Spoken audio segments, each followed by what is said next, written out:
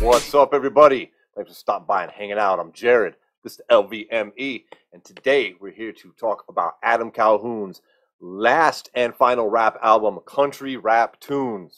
This is my review of this album. We're going to talk about where I rank all 15 songs on there, my general thoughts on this album. Let's dive right into it. First off, I want to say I approach Adam and I approach this album through the lens of a hip-hop head. I know a lot of Adam's fans approach it through country and through the country rap genre that we kind of currently have. And maybe that's all the rap that they listen to. Me, I've been listening to hip hop my whole life since I was 3 years old. It's been my culture. It's been what I've been just nose deep in. And I fucking love the music. I love the culture. And I've been listening to it for longer than I'd like to admit, really. So that's where I approach Adam's music and where I'm looking at this album through that lens right there. And I will say right away, this is my first and only, I think, of this entire year on my album reviews, 5-star album. I go 1 to 5, 5 being the best. This is it. This is a masterpiece of a hip-hop album, top to bottom. It passed my skip test. Like, the skip test for me means after I've listened to an album for a little while, I'm familiar with all the music, I'm driving in my car, some song comes up, how many times do I skip if I'm listening to the album? Do I skip? Nothing on this album. All 15 songs are top notch. I'm going to go over my rankings of them in a few minutes, but number 15 is not a bad song. They're all fucking dope. Let's talk about the beats for a second. The beats on here. Scattered Brains. You can find him on Instagram at Scattered Brains, one word. These beats are incredible. This music on here is absolutely amazing. You know, this is called Country Rap Tunes, and we're going to talk about where he got that title from here in just a minute as well. And there are a few songs in here that have that little bit of that country kind of feel. Okay, they've maybe got that country sounding guitar, but there is nothing that I would describe, like some people who are outside of that sphere, that country music, that country rap sphere, and they don't know what that is, might be in the hip hop, they tend to think it might be like country music that people are rapping over, okay? And there's probably is some of that. It's not a genre I've really dived into, okay? But like this is a little bit of country flavor with just some pure hip hop beats, even on the most country of the songs, which I would say would be like, shit, I don't know. We'll get into that in a minute. So at Scattered Brains is the beat maker for Adam, for Struggle, for quite a few guys. Looks like he's done work for Bone, all kinds of people. You should really check him out. You should go to Instagram and give him a follow here. And let's talk a little bit about the title to this album while I throw this sparked up thing. All right. Country Rap Tunes. That's not just the name of an album. That is an homage to Southern hip hop itself. The term that comes from, the person that term comes from is a rapper by the name of Pimp C. All right, Pimp C also, you know, his birth name was Chad Lamont Butler. Pimp C is unfortunately no longer with us. He died December 4th, 2007. He was born December 29th, 1973. He's best known as one half of the rap duo UGK, Underground Kings, Bun B being the other half of UGK. In an interview in 2007 on BET's Rap City, he was asked to describe their latest album, which was the 5th album from Underground Kings, titled Underground Kings. And it had been a while since any of us in the hip-hop world had heard from them because Pimp C had a parole violation and went to prison for 8 fucking years, which really derailed the music career of them together as a group. So he did some solo projects while he was locked away. Bun B went out and did solo projects on his own. Then he's released. They come out in 2007. This fucking album comes out, and he describes it as country rap tunes. He said, what we're doing down here in the South is we're slowing things down. We're blending in gospel. We're blending in soul, and we're making fucking country rap. And there's a famous, at least in the hip hop world, picture of Pimp C all done out in color, which is exactly what Adam did his album cover as, which you'll see behind me now. I'm putting it up on the screen. And I love this album cover so much. I love the homage to Pimp C. I really wish, Adam, you're watching this, Dog, you got to sell posters of your album cover, this final one at least. Seriously, I'm gonna have my daughter, who's an art major, paint that for me, so I can have it on my wall with some of my other hip hop art, because it's a fucking masterpiece. The whole idea is a masterpiece. The album is a hip hop and southern and country, whatever you want to call it, rap masterpiece. Now I know Adam doesn't really qualify as southern rap.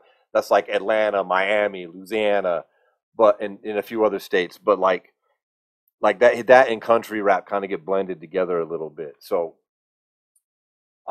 that's where the album title comes from. That is where the album art comes from, and I think that Pimp C would love this album personally. I mean, I can't speak to the man's musical taste, but as a longtime listener of UGK, way back in the day when they was first dropping like local shit that my boys were fucking down in Texas telling me about, like, since back then, I think that this is music that I feel like they will put out, like, and I mean that is the highest compliment I could give it. I think that they would appreciate the homage, and this would be shit that they would bump and listen to. Let's talk about this. Is 15 songs on this album. Every single one of them is a banger. I'm gonna go over my ranking of these songs, a little bit about some of the ones that stand out. I'm gonna talk about a couple of my very favorite bars off it, and then we'll be done here. All right. So I think that the number one song on this album, it was not released as a single. It is, in my opinion, at least the hardest hitting rap song of the last decade. And that's Two Kings. It's the album opener. It's Upchurch is the featured rapper on here with Adam. Everything about this song is absolute fucking gas. The beat, the flow, the lyrics. It is the type of rap song that just pumps you up. You hear it and you're like, yeah, you're ready to start your motherfucking day when you listen to Two Kings. And I mean, that's it for me. That is a Adam, you have made a classic hip hop banger. For me, that is up there with the all-time great rap songs. No fucking bullshit, no cap, no ass kissing. I'm telling you, that's a fucking rap song right there, homie. That is a classic. That shit is hard as fuck. Everybody I know that's heard that song is like, Jesus Christ, dude, I gotta hear that again. Like, that shit is a banger. So that's my number one song off here. And I think if you go look on Adam's YouTube and you look at the number of listens that particular song has gotten with no video and no fanfare, just released as a track on there, you'll see that a lot of people are discovering that Two Kings is absolute fucking fire. Like that's the hardest rap song. That's got to be one of the top 5 hardest hitting rap songs ever made. That shit is dope. Moving on, because there's 15 songs here. Number 2 for me is Crown Royal, which he did with Who the Fuck is Just in Time. The chorus on this song, I think, is just amazing. Like, Adam does really good choruses. I don't think he gets enough credit for that. Like, the chorus on this song just really gets you fucking going. I like it a whole lot. Number 3 for me is The Prayer, the joint he does with Jelly Roll. It's a song kind of reflection about America and where we're at. And his voice with Jelly singing on this, Jelly doesn't rap. He just sings the chorus. It's amazing. It's really, really good. Like, Jelly Roll and him go together with the singing and the rapping even better, I think, than they do when they're both rapping together on a track. It's absolutely incredible. Number 4 for me on here is Gumbo, the one he did with Dusty Lay and Adam and Broadnax right there. Autograph too. Got this at the show. Seen them perform this live. Demon wasn't there, but the other 3 dudes were. That's just a banger right there. Absolute banger. Number 5 for me is The Butcher. This is a pure hip hop song. Ain't no country, nothing mixing this. This is Adam flexing his bars. Plenty of amazing fucking lyrics, flow switches, riding the beat. Really fucking like it. It's just a hard shit talking gangster rap song, which a lot of these are. Like, I heard Broadnax describe his shit as country gangster, and I like that. I like that a lot, man. Number 6 for me was My Dogs. It's Adam just kind of just talking about. Well, the chorus is like he brought his dogs with him. They got his back, and I like that a lot. That's how I am with my friends too, man. Number 7 for me is Deliverance, which he does with the Lax, which is a rapper I'm really not familiar with at all. But the fucking beat, the way these two come in on it, are absolutely, it's amazing. And that has one of my favorite bars out of the whole album, which I'll talk about here when we finish this list. Number 8 for me is strictly because of the chorus. I want to talk about this one a little minute. It's a little bit for a minute. It's You Ain't Shit with Colt Ford. And it's the chorus, and it's one stanza or one part of the chorus, one bar in the chorus that makes this song everything for me, because he starts off, he's part of the chorus is, if you ain't shotgunned a natty, rolled up a fatty, bumping Kid Rock while you smoked it, then you ain't shit.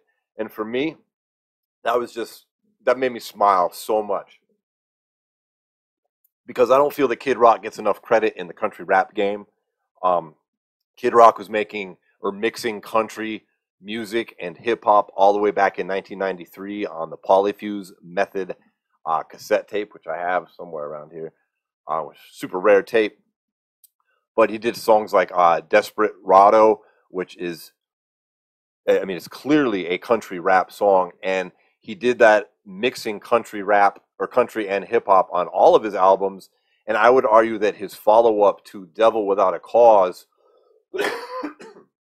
which was called Cocky, another multi-platinum #1 Billboard charting album when it came out in 2001, I would argue that that is a pure 100% start to finish country rap album. And if you don't think so, if you're a country rap fan and you haven't heard that, go back, listen to that album start to finish and tell me I'm wrong. It's a fucking country rap album. So to hear Kid Rock get mentioned by some of these guys, now I know that Upchurch has paid his respect to Kid Rock, but to hear it come from Adam and some of these other guys just get name checked on there with Colt Ford too, I really like that. I thought that was super cool. And Colt Ford himself with his, what is he, 54-year-old ass. Look, I've never been into this dude, but he sounded really good on here. Like, he's got a nice voice. He sounded great on the song. Number 9 for me is Ramble On. I mean, what a great piece of music that is. What a great reflection on life. And, you know, the part of that song that stands out for me is how his daughter came in and really changed his life. You know, and that is the exact same shit for me. That's my story too, 100%. Moving on, number 10 for me is Amen.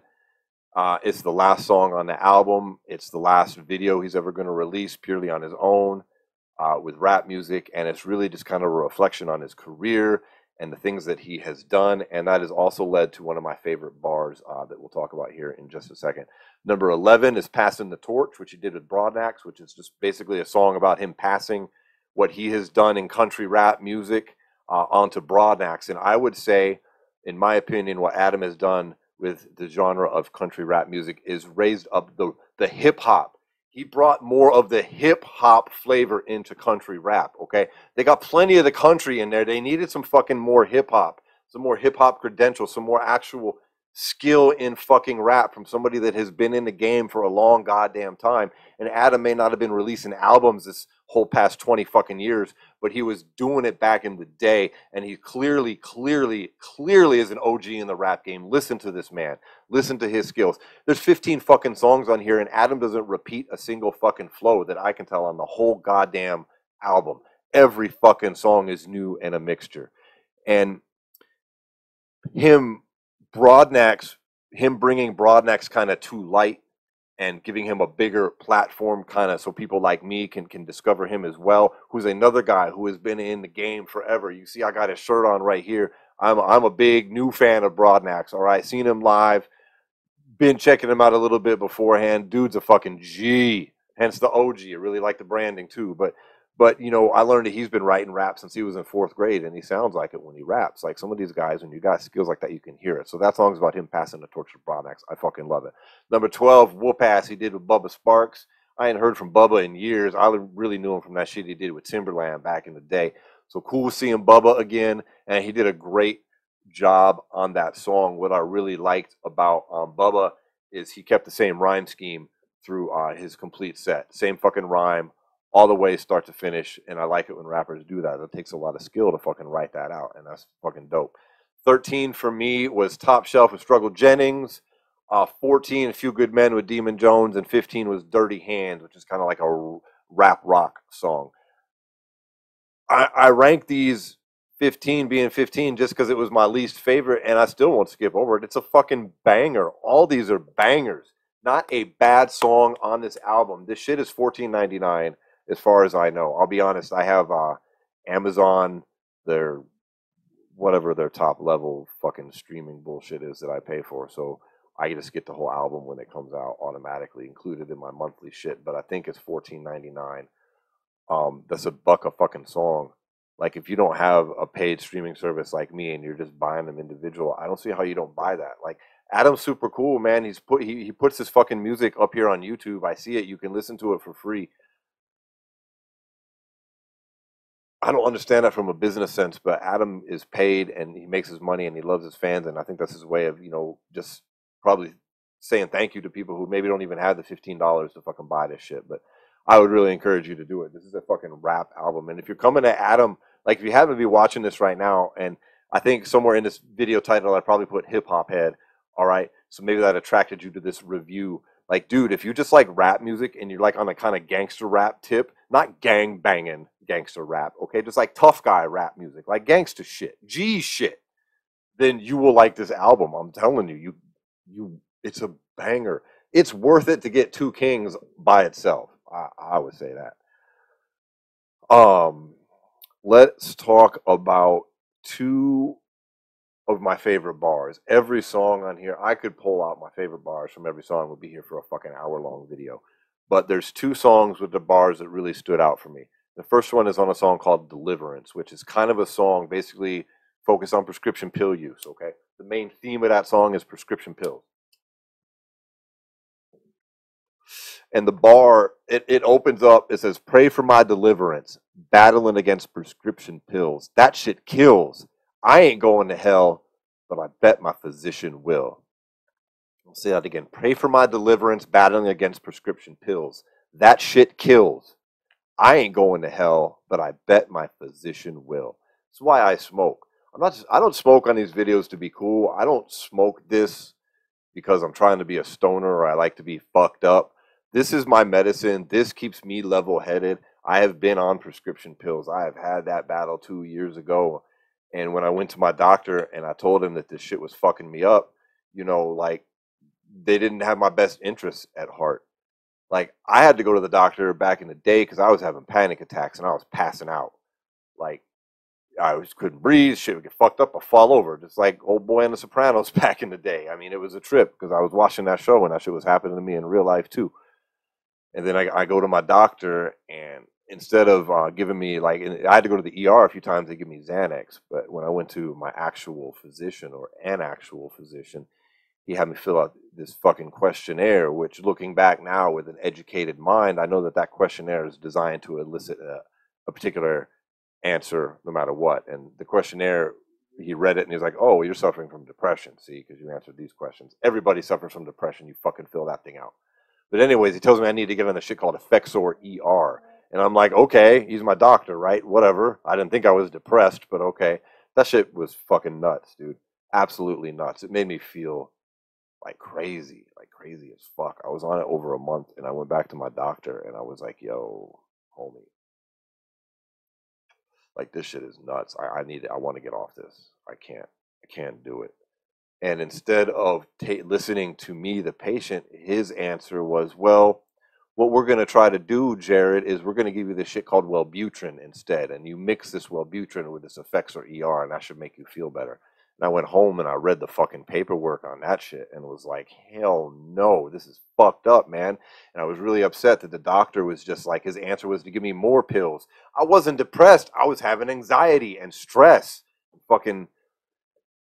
So anyways, I went cold turkey off the Effexor. I was just stopped it myself. I was like, if the doctor ain't gonna help me, then fuck it. I'll just stop taking these pills. And that was an experience.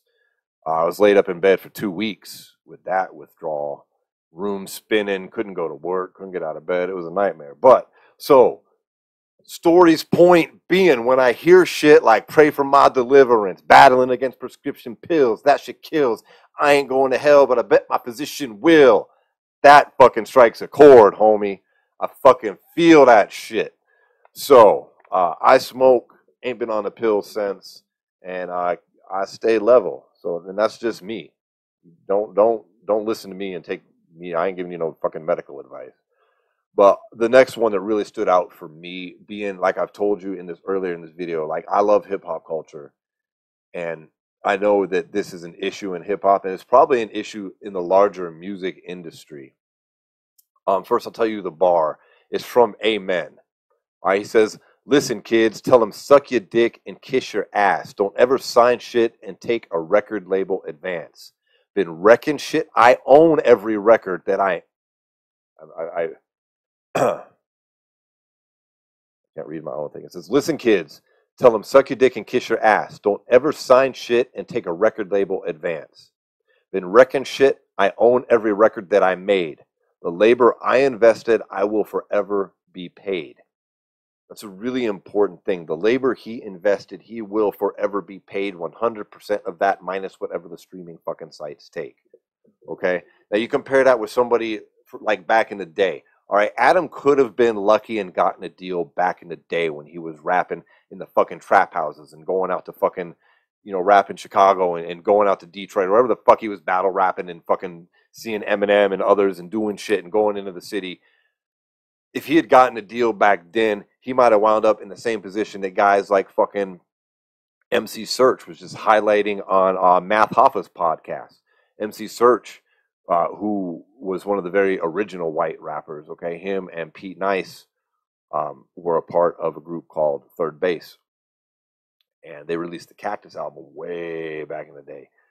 And he talked about recently here on Math Hoffa's podcast, he talked about when they did that, he got paid. Like the Cactus album still sells today, and Search don't see shit from that. Right? He got paid, boom, here's your money. Cactus album went out, he didn't get no more money.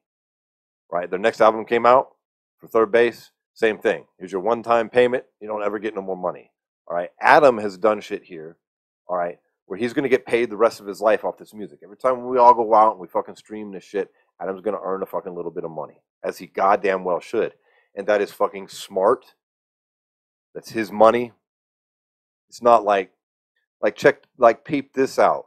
Nas, all right? It was written, or Illmatic. One of them, they're coming up in 7 and 9 years, respectively. It will be 35 years since each of those albums came out. That's significant because that's the time frame in the record industry before the rights revert back to the artist, okay? For this whole goddamn time, these guys haven't had the rights to that music. Like I was just telling you about MC Search and the Cactus album. All right, he's coming up on their 35-year point with that too, where that will revert back to him. That will become his fucking music now, him and Pete Nice, all right? So they will fucking undoubtedly re-release it, okay? There will be a 36th year or 35th year anniversary. There will be a remastered fucking Third Base Cactus album and some other shit, like as there should be. But Adam and Church and Tom McDonald, even though he does sell his albums differently than Church and Adam do, they don't have to fuck with this shit. Independent artists don't have this. They can make more money off smaller audiences than these label and big time pop artists can with bigger audiences, because they get little bits of money and then sometimes that's it. They don't get any more. So I really like that Adam was leaving messages, because when he says that in the song Amen, he's speaking directly to people who are looking to get into the rap game. Tell them suck your dick and kiss your ass. Don't ever sign shit and take a record label advance. Been wrecking shit I own. Every record that I made, the labor I invested, I will forever be paid. Listen to them words of wisdom. So that's it. Those are two of the major ones that stood out to me on an album that's absolutely filled with tremendous music, great bars, and absolute just masterpiece of hip-hop music, let alone country rap. I don't know really much about this country rap thing. I know hip-hop, though. I know fucking rap music. This is a banger. It's the best $15 you can buy. Go check it out. Thanks for hanging out with me. You like this channel, give me the thumbs up. Think about subscribing. It really helps me out if you leave a comment. I'd love to hear your thoughts on this album. I'll respond to as many comments as I can, everybody. Thanks for tuning in. I will see you all on the next one. All right, everybody? Peace.